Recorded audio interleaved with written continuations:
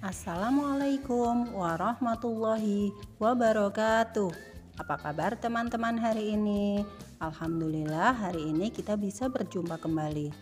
Hari ini kita akan belajar tentang materi Bahasa Indonesia kelas 6 tentang kalimat efektif.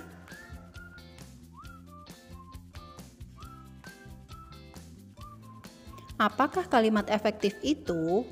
Kalimat efektif merupakan kalimat yang disusun berdasarkan kaidah-kaidah berlaku. Suatu kalimat dinyatakan efektif apabila memiliki unsur yang utuh dan tepat, seperti adanya subjek, predikat, objek, dan sebagainya. Kalimat efektif bahasa Indonesia harus mudah dimengerti, dapat mengungkapkan maksud penulis, serta tidak mengandung maksud yang lain atau rumpang.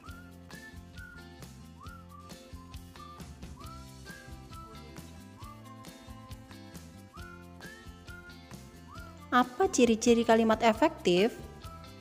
Yang pertama, memuat unsur kalimat minimal subjek dan predikat.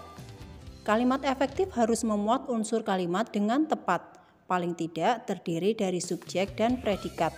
Contohnya, Aska membaca buku di perpustakaan. Nah, di sini subjeknya adalah Aska dan predikatnya adalah membaca. Kemudian ciri-ciri yang kedua adalah hemat kata. Susunan kalimat efektif tidak bertele-tele sehingga pembaca dapat mengetahui informasi yang disampaikan secara tepat. Contohnya, Nara belajar giat untuk ujian. Nah, dari kalimat tersebut kita bisa langsung mengetahui bahwa Nara sedang rajin belajar. Ciri yang ketiga adalah pilihan kata yang tepat. Pemilihan kata dalam kalimat efektif tidak boleh mengandung makna yang berlawanan atau menggunakan beberapa makna yang sama atau sinonim dalam satu kalimat. Contohnya, Lina mengiris dan memotong wortel di dapur.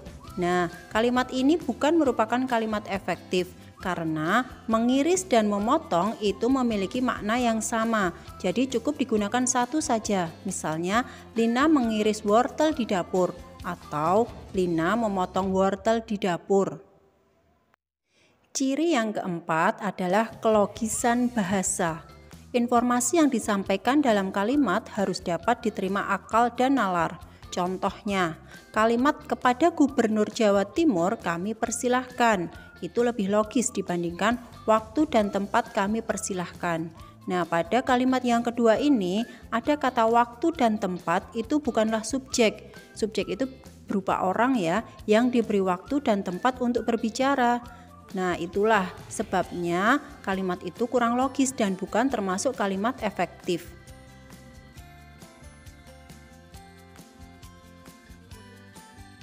Ciri yang kelima yaitu tidak ambigu. Karakteristik ini berkaitan dengan tujuan utama kalimat efektif, yaitu memberikan gagasan secara jelas kepada pembaca atau pendengar. Maka dari itu, kalimat efektif tidak boleh berpotensi memiliki makna ganda atau ambigu. Contoh kalimat yang ambigu yaitu, penampilan laki-laki itu seperti beruang. Nah, penjelasan kalimat tersebut dapat berupa 1. Laki-laki tersebut terlihat seperti hewan beruang, ya. Kemudian atau dapat juga bermakna laki-laki tersebut terlihat memiliki banyak uang.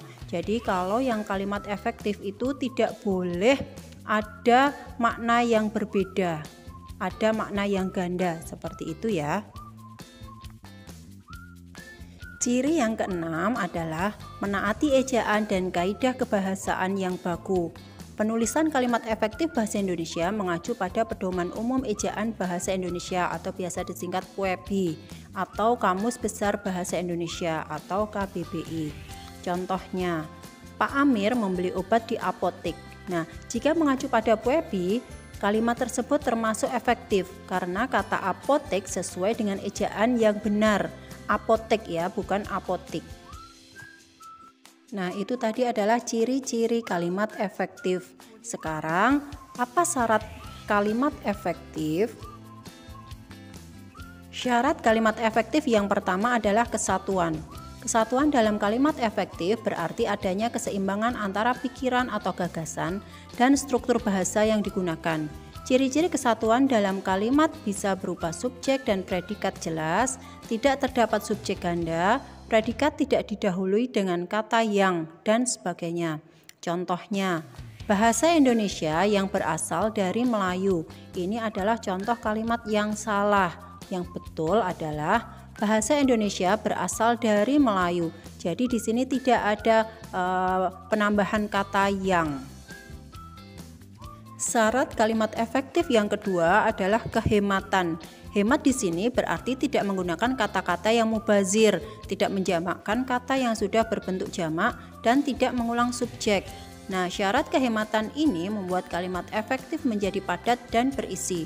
Contohnya, para tamu-tamu. Nah, itu kenapa salah? Karena sudah ada para, tetapi ada juga tamu-tamu. Yang benar adalah para tamu atau tamu-tamu. Seperti itu ya.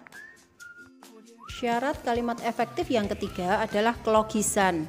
Nah, sesuai dengan karakteristiknya, kalimat efektif harus memiliki ide yang dapat diterima oleh akal. Selain itu, penulisannya harus sesuai dengan ejaan yang berlaku. Contohnya, kepada Bapak Kepala Sekolah, waktu dan tempat kami persilahkan. Nah, ini termasuk kalimat yang tidak efektif, seperti contoh sebelumnya. Kemudian bagaimana kalimat yang efektif? Nah, contohnya adalah seperti ini. Bapak Kepala Sekolah dipersilahkan menyampaikan pidatonya sekarang. Seperti itu. Syarat kalimat efektif yang keempat adalah kepaduan atau koherensi. Syarat ini masih berkaitan dengan kelogisan kalimat. Pilihan kata dalam menyusun kalimat harus berhubungan atau koheren sehingga membuat kalimat menjadi utuh dan tidak sumbang. Contohnya, DPR membahas daripada kehendak rakyat. Ini adalah kalimat yang salah. Yang betul adalah DPR membahas kehendak rakyat, jadi tidak ada kata daripada. Syarat kalimat efektif yang kelima yaitu keparalelan. Keparalelan merupakan kesamaan bentuk yang digunakan dalam suatu kalimat. Apabila kata pertama berbentuk kata kerja, maka kata berikutnya juga harus berbentuk sama. Contohnya, guru menjelaskan dan penerapan cara menyetek tanaman yang benar. Ini adalah kalimat yang salah, yang tidak efektif.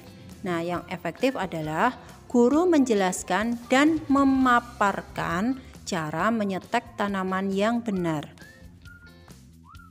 Syarat kalimat efektif yang keenam adalah kebenaran. Kalimat efektif bahasa Indonesia harus mengacu pada penulisan baik dan benar sesuai ejaan yang dianjurkan. Kaidah kebahasaannya mengikuti tata bahasa baku dalam PUEPI dan KBBI. Contohnya, Ardi lupa bagaimana cara membaca, merangkum, dan analisis data dari teks bacaan. Ini merupakan contoh kalimat yang tidak efektif. Nah, bagaimana yang efektif? Contohnya seperti ini. Ardi lupa bagaimana cara membaca, merangkum, dan menganalisis data dari teks bacaan. Nah, bagaimana teman-teman? Apakah kalian sudah paham? Ada ciri kalimat efektif dan juga syarat kalimat efektif. Jika sudah paham, yuk kita latihan menentukan kalimat efektif. Nah, sekarang kita akan latihan. Kalimat manakah yang merupakan kalimat efektif? Kalimat yang A, semua peserta diharapkan hadir tepat waktu. Kalimat B, bagi semua peserta diharapkan hadir tepat waktu.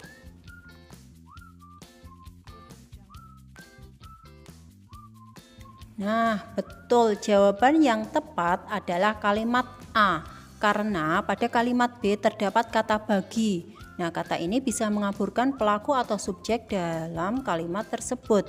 Jadi, supaya kalimat efektif, jangan menaruh kata depan atau preposisi di depan subjek, karena akan mengaburkan pelaku di dalam kalimat tersebut.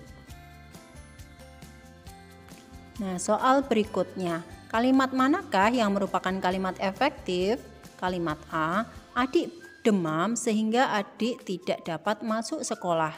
Kemudian kalimat B, adik demam sehingga tidak dapat masuk sekolah. Nah, sekarang coba kita perhatikan. Pada kalimat A terdapat subjek ganda yaitu adik, sehingga kalimatnya tidak efektif. Nah, tidak bersubjek ganda bukan berarti subjeknya tidak boleh lebih dari satu ya, tetapi lebih ke arah menggabungkan subjek yang sama. Jadi, jawaban yang tepat adalah kalimat yang B.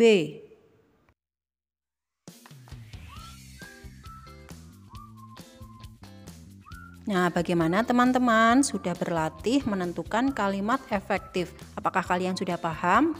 Nah, nanti bisa diulang-ulang lagi melihat videonya supaya kalian lebih paham. Dan jangan lupa banyak berlatih ya. Terima kasih, semoga bermanfaat. Wassalamualaikum warahmatullahi wabarakatuh.